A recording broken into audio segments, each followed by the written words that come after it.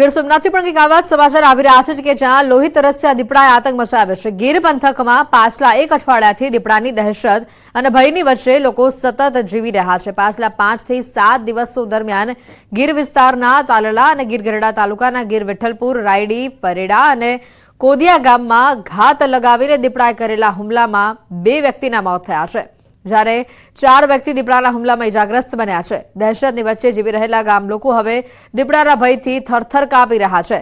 અચાનક એક જ અઠવાડિયા દરમિયાન દરરોજ દીપડાના જે હુમલાએ સૌ કોઈને ચોંકાવી દીધા। મહત્વનું છે, ગીર ગઢડાના કોદિયા ગામે મોડી રાત્રે દીપડાએ 2 લોકો પર હુમલો કર્યો। મોડી રાત્રે વાડી વિસ્તારમાં 2 અલગ અલગ જગ્યાઓ પર દીપડાએ હુમલો કર્યો। દીપડાના હુમલામાં 44 વર્ષીય વ્યક્તિનું મોત થયું છે, જ્યારે અન્ય એક વ્યક્તિ હોસ્પિટલમાં સારવાર હેઠળ છે। તેના અંગે સ્થાનિકોએ વન વિભાગ સામે ગંભીર આક્ષેપો કર્યા છે। પછી આવો બનાવ વારંવાર વિનાશ કરે છે અને જંગલ ખાતું કોઈ બેદરકારીથી કાંઈ એક્શન લેતું નથી। અને બીજા મતલબમાં તો જે અમારા ગામમાં ફોરેસ્ટર છે એ અમારા ગામમાં આટા મેર્યા કરે ને ધોઈડા કરે ને એવું બધું કર્યા કરે છે। કોઈ ધ્યાન દેતા નથી। જ્યાં પાંજરું મૂકી અને એના બીજા માણસો છે એને બેહાડીને વ્યા જાય છે। ભાવેશભાઈ મારો દીકરો બરાબર મોટર ત્યાં ચાલુ કરવા જતા ઓરડીમાંથી દીપડો નીકળ્યો એટલે સીધે અહીંયા હલાંગ મારી લીધી। હલાંગ મારી ડાયરેક્ટ પકડી લીધો બરાબર। પકડી લેતા છોકરો પડી ગયો એટલે સીધો બીજો ભાઈ હતો એ હાથને ઉડી કરવા એટલે મૂકી દીધું। દિવસ પહેલાં આવો બનાવ બન્યો તો એક છોકરાને દીપડાએ રંજાડ્યો અને પાછો પ્રમ દિવસ મને માથે સડી ગયો અને પંજો મારી દીધો।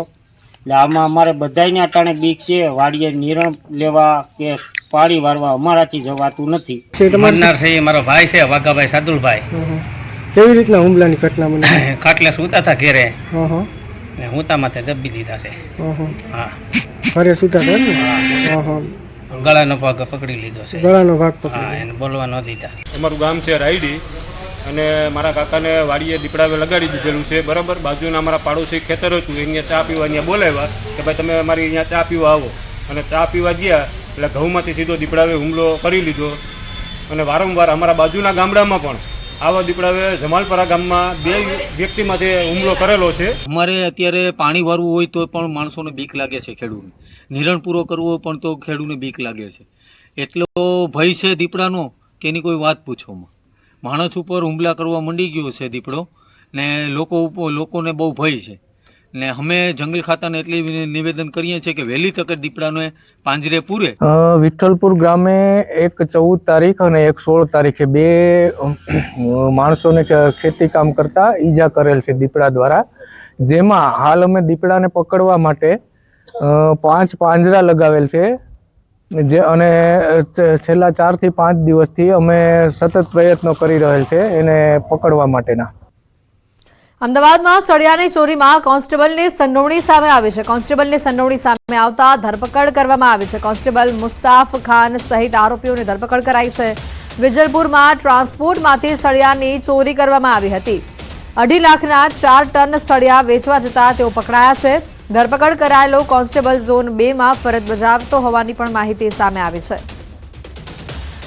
અમદાવાદ શહેરમાં રક્ષક જ ભક્ષક બન્યો હોય તેવા સમાચાર છે। સળિયાની ચોરીમાં ખુદ કોન્સ્ટેબલની જ સંડોવણી બહાર આવી છે। 2.50 લાખના સળિયા વેચવા જતા આખરે તેની ધરપકડ કરી લેવામાં આવી છે અને તેની સાથે કોણ કોણ સંડોવાયેલું હતું તેને લઈને પણ તપાસ કરવામાં આવી રહી છે। વધુ માહિતી મેળવીશું। ઋત્વિજ અમારી સાથે સંવાદદાતા સીધા જોડાઈ ચૂક્યા છે। ઋત્વિજ, વધુ માહિતી શું સામે આવી રહી છે?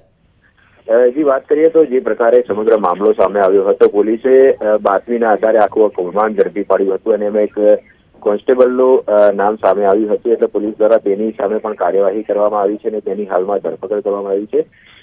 જો કે કોન્સ્ટેબલનો રોલ કયા પ્રકારનો હતો તેને લઈને હાલમાં પૂછપરછ કરવામાં આવી રહી છે, કારણ કે આજે સમગ્ર મામલામાં 1 કરતાં વધારે આરોપીઓ છે એટલે આરોપીઓની અલગ અલગ રીતે પૂછપરછ કરવામાં આવી રહી છે અને કોન્સ્ટેબલનો આમાં કઈ રીતની ભૂમિકા હતી તે પોલીસ પૂછપરછ બાદ સામે આવશે। પરંતુ જે પ્રકારે સમગ્ર જે કૌભાંડની અંદર તેનું નામ આવ્યું હતું તેને આધારે પોલીસ દ્વારા ફરિયાદ દાખલ કરીને હાલમાં તેની ધરપકડ કરવામાં આવી છે।